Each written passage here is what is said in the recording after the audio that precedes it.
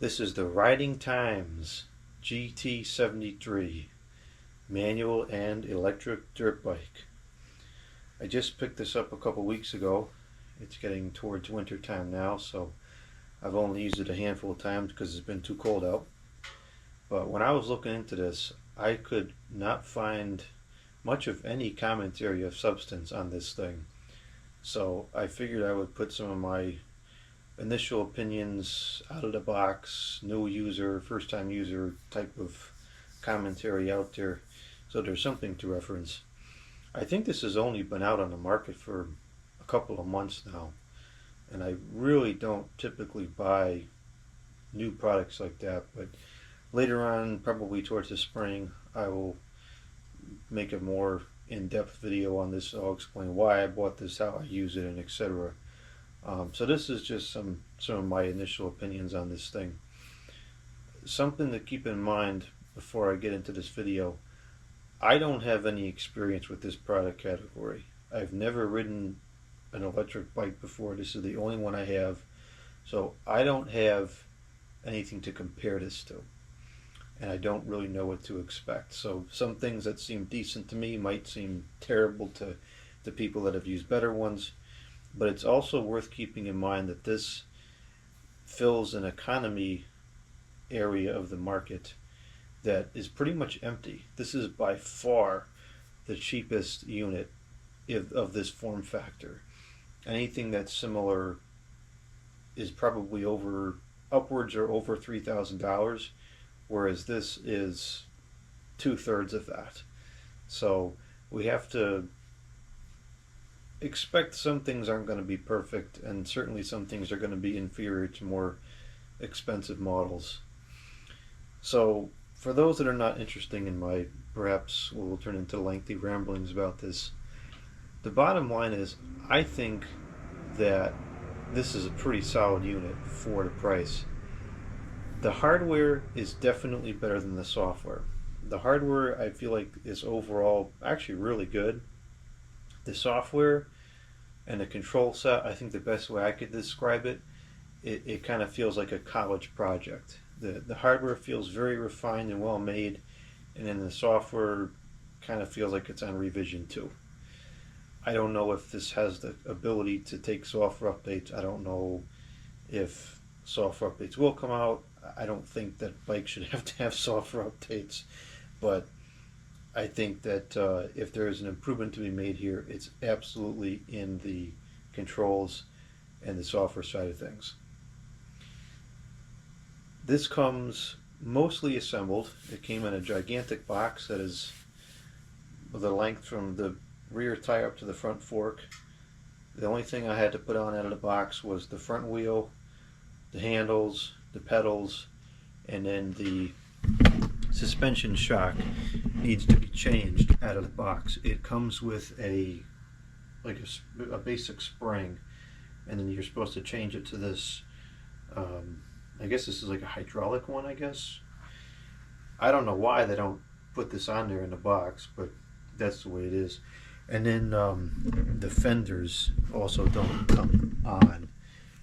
The fenders, I would say, are the only thing about this that is not correct in terms of the hardware. I didn't even bother to put the front one on because it just doesn't serve any purpose.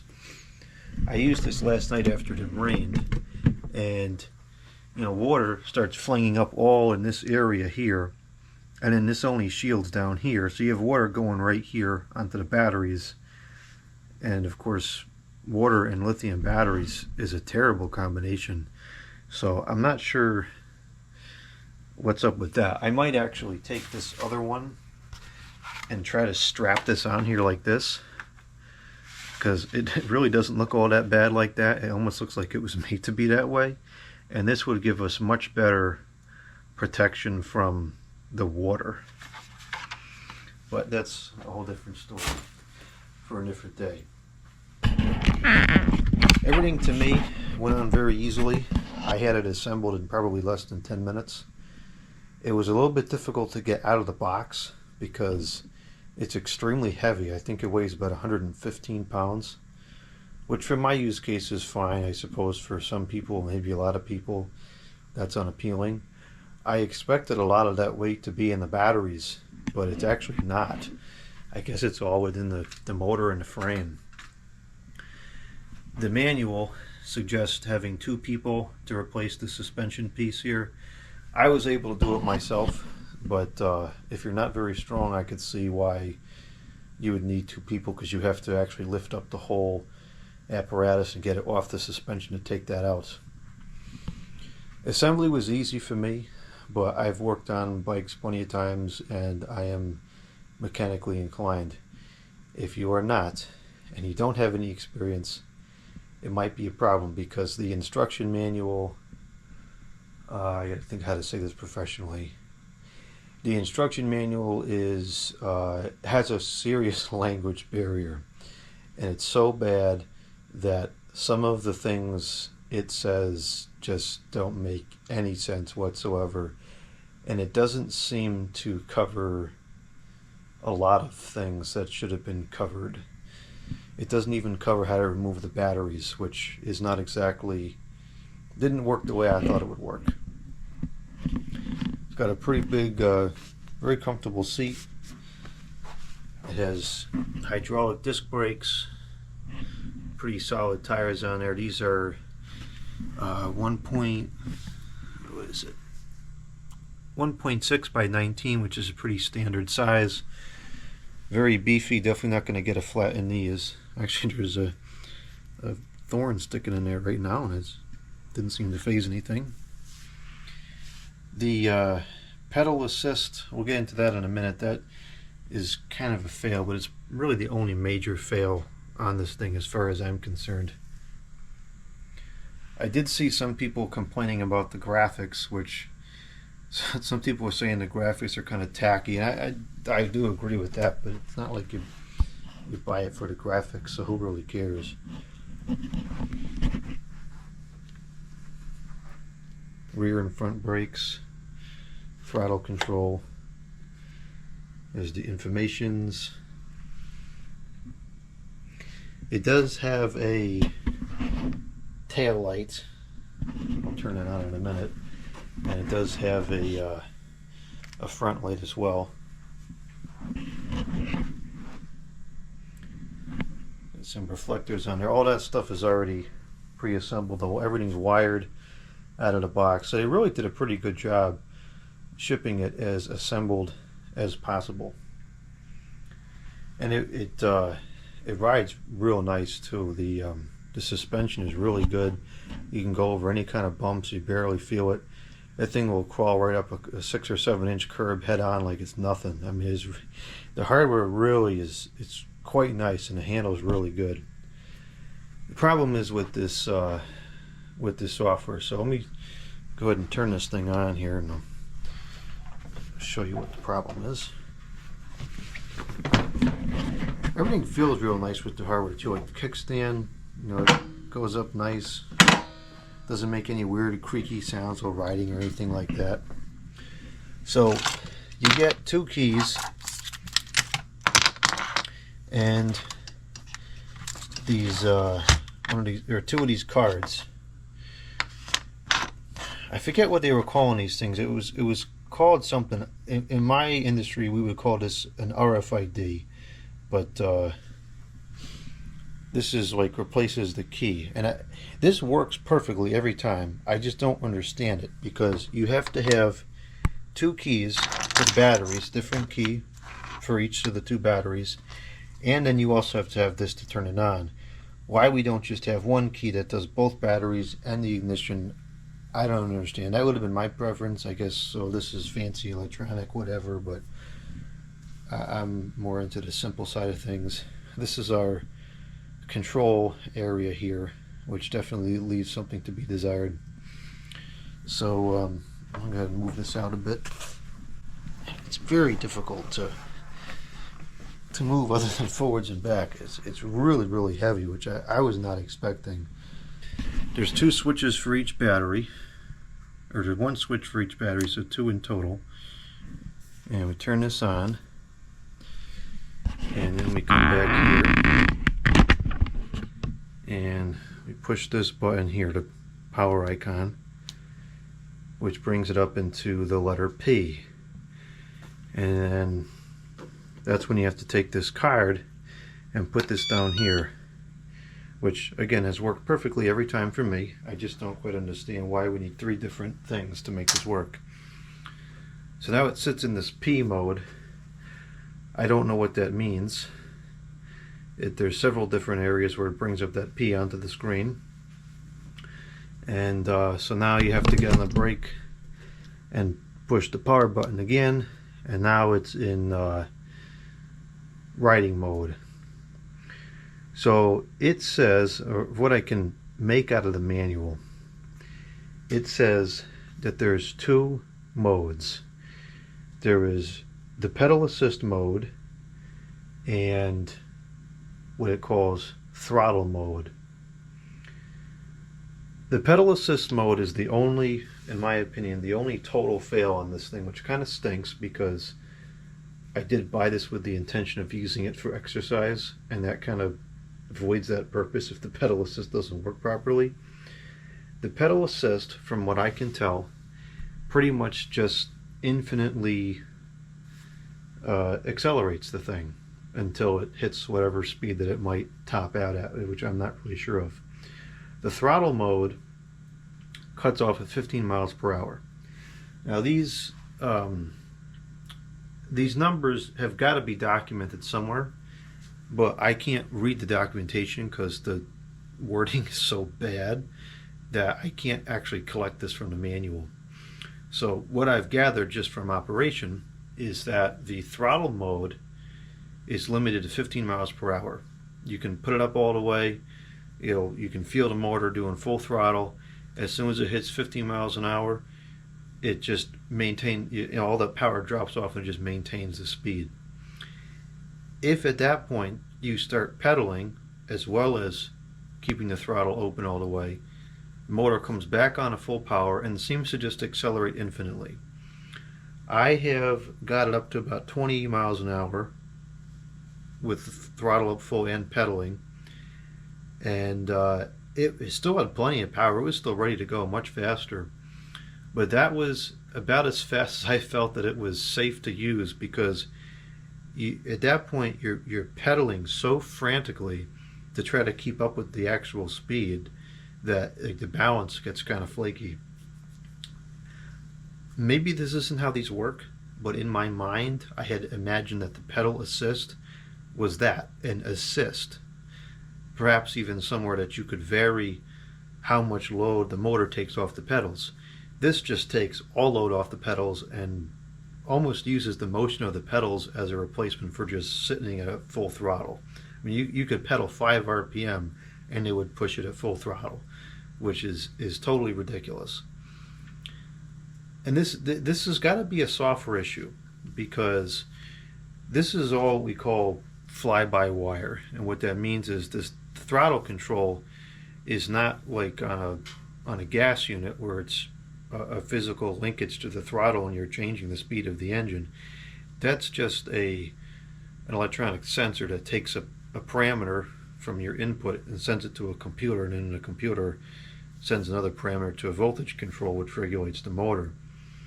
And so, as I said before, the software feels really unpolished and needs some serious revision. I would have liked to have seen a parameter added to the settings where you could change the amount of load that it takes off the pedals, so that you could use the pedals and still put some resistance, and it would simply match the speed that you're pedaling at and take some of the load off. That's how I expected it to work. Maybe that's how none of them work, I don't know, but it doesn't work that way. And as far as I'm concerned, the pedal assist mode is pretty much worthless, unless you just want to go as fast as you possibly can and whatever. It's not really for me. As far as the throttle is concerned, it too has a serious learning curve. There's a couple issues with the throttle that I've read through the Amazon comments, and I think that those you really have to take with a lot of grains of salt. But there is a couple people that had mentioned the throttle as well, and I agree with the comments on the throttle. The problem is And there's actually a couple issues with this. So number one is that the throttle does not do anything from about here, which is just off, to about, oh, this is not on, it's going to sleep, I guess. So from off to about here, it doesn't do anything. So that's almost like a 1/4 inch of turn before it really does anything.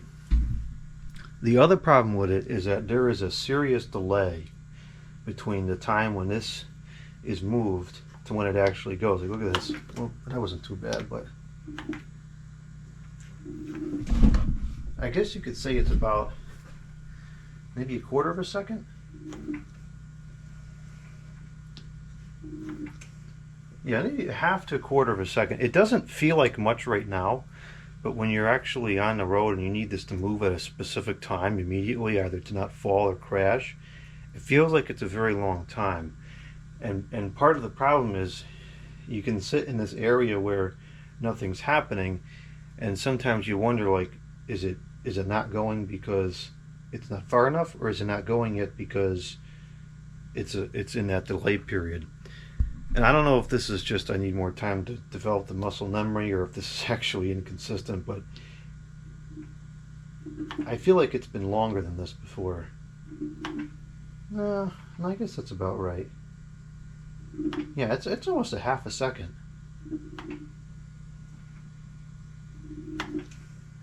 So that's not good, in my opinion. Now, it's possible that this is intentional, and it might be a safety, because this turns real easy.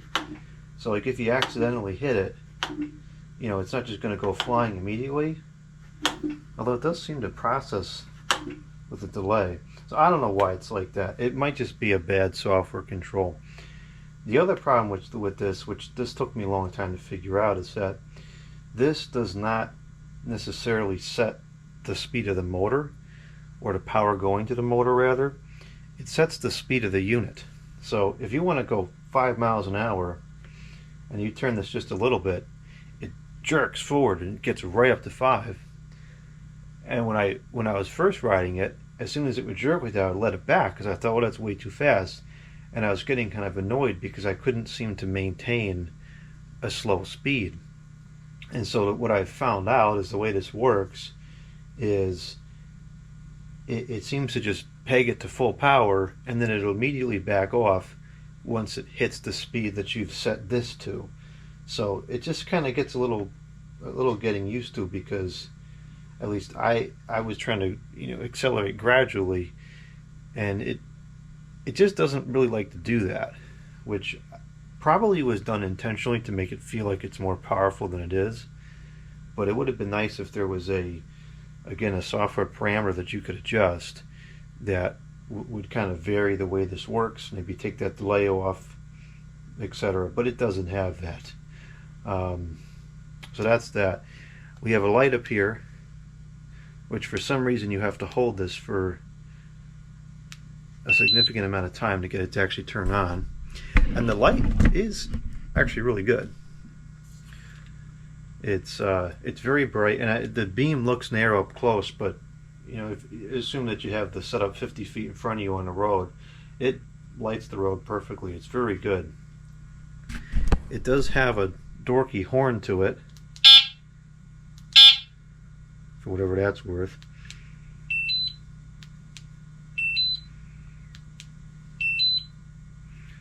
And then to enter the programming, you have to push the power and S, whatever the heck S is, and hold it together.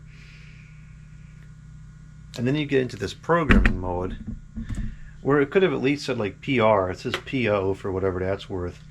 And then you have to go to your ridiculous manual that doesn't really make any sense, and you have to find out what these numbers, I think there's 8 different parameters that you can change, and you have to grab that from the manual. Just for the sake of curiosity, I will go ahead and grab the manual so we can see what those items are.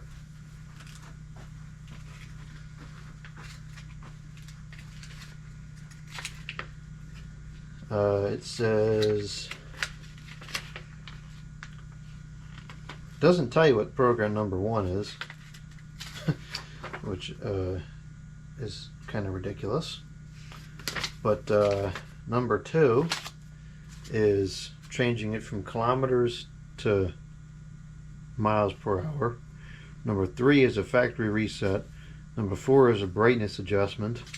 Number 5 is the sleep timer. Number 6 resets the tachometer.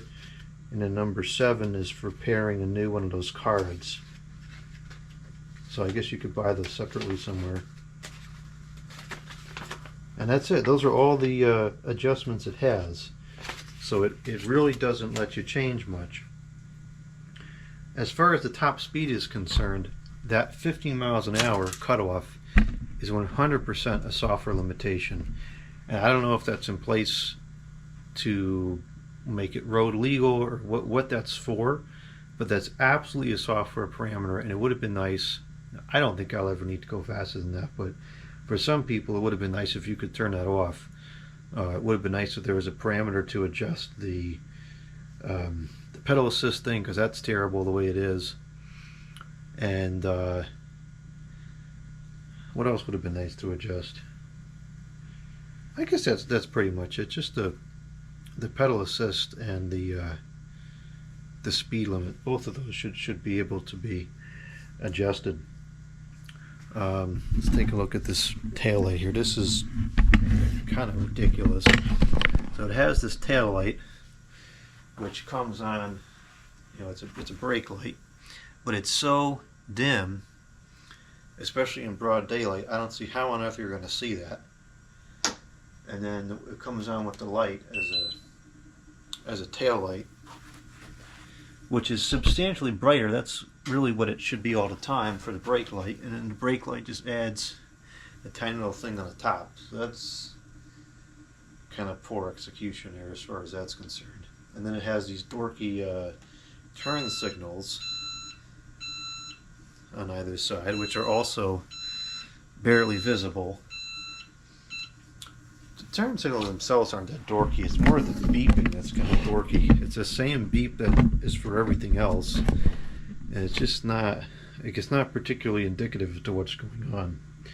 And that's controlled with this little thing there, which very easily is pushed too far and whatever. So the controls, you know, they get the job done. The throttle gets the job done, but it definitely takes a lot of getting used to. It's just the controls and the software could really use some refinement. Maybe with newer versions of it, the software will be better. I don't know.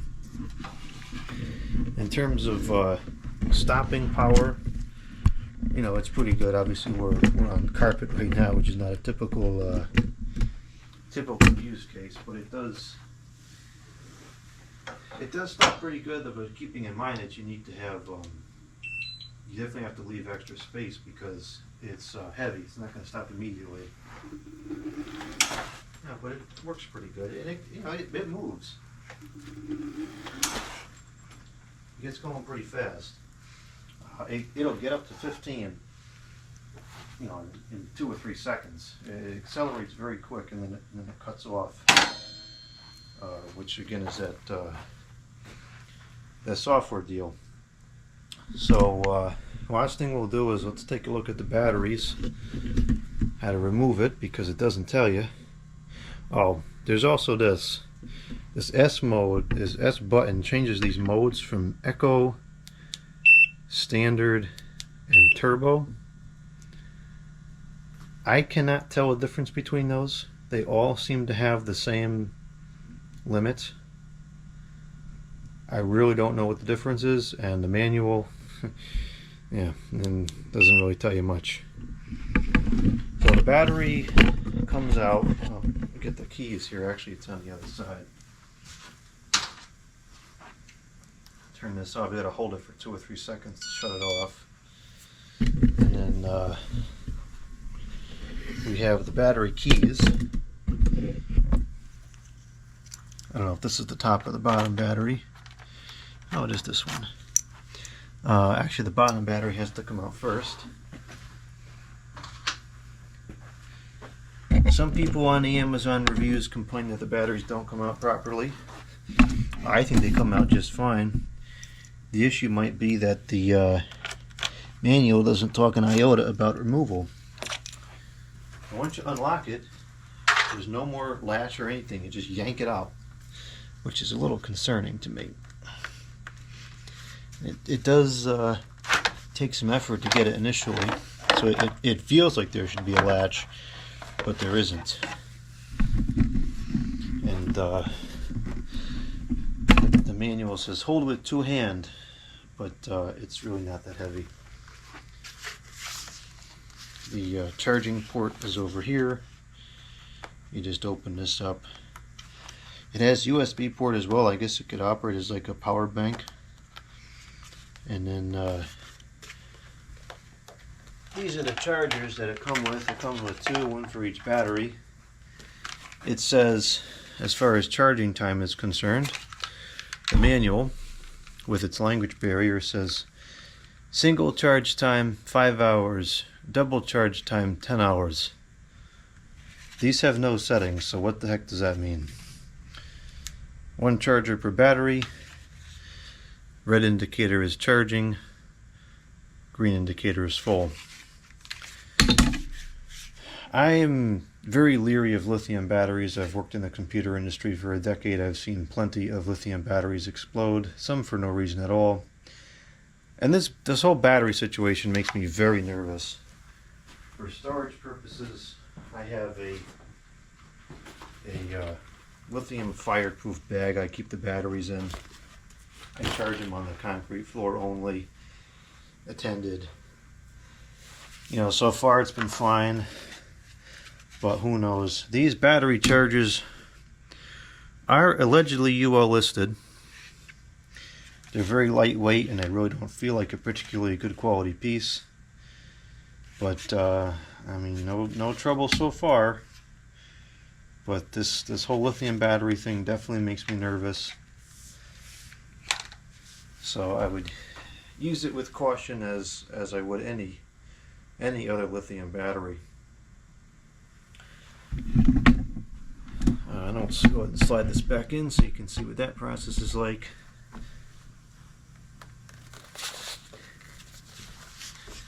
The contact side goes down and facing forward like this.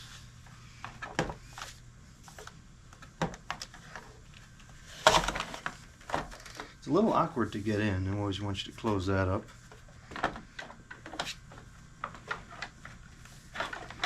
And you gotta kind of hold it until it gets towards the last like inch, and then it drops down. And it kind of will fall down, and then it pushes in another inch or so, and it's in place. It doesn't latch into place. It doesn't feel like it's in place, but it is. And then you come back over here and you lock it up with one of your 3 keys. It's the other key.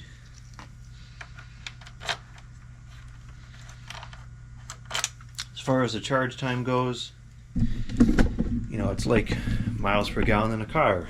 It's going to vary per use case, per user. I think it claims to last about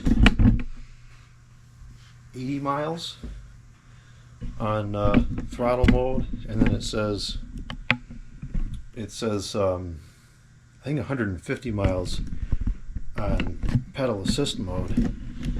But that again is assuming that the pedal assist mode would be working the way that I described. I can't fathom that it would last longer just constantly blasting at full power. I almost wonder if I'm not using it correctly and something about that pedal assist is wrong, but since there's so little settings, I don't see what it is that I'm doing wrong, or could be. I think that the range claim is actually pretty believable. I've used it for I think 11 or 12 miles, and I haven't lost any bars on the battery. Now the battery meter could be totally inaccurate, but you know, even if 1 bar was 11 miles, that's I think there's 5 bars, so is that like 55 miles? I mean, even if you got half of what it claimed it would, I think that's pretty reasonable, because the battery claims on anything that's variable are so seldom accurate. You know, I'm sure this was tested riding on a flat area, which is not what the world is. And you're going to go through a ton more battery if you're climbing hills, stopping and going, etc. So I think that the range claim is pretty accurate. And as far as the speed is concerned, the box claims it'll go up to 25 miles per hour. I think it would do that in pedal assist with no problem because of the way it works.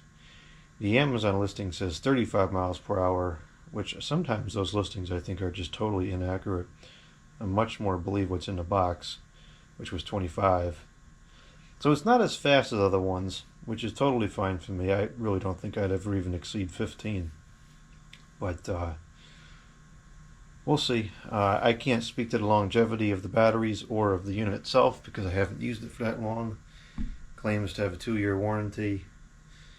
If the customer service works the way the manual is written, that might be a tricky claim. But time will tell. As of now, I think it's pretty cool. It looks cool. It rides great. The pedal assist is disappointing. I mean, you could always just turn it off and then pedal it fully manually, which, you know, there's no gearing system or whatever, so that's really going to be flat ground only, but it is doable. So it's not a total loss, but pedal assist does not at all work the way I expected. But other than that, for the price point, I think it's pretty solid.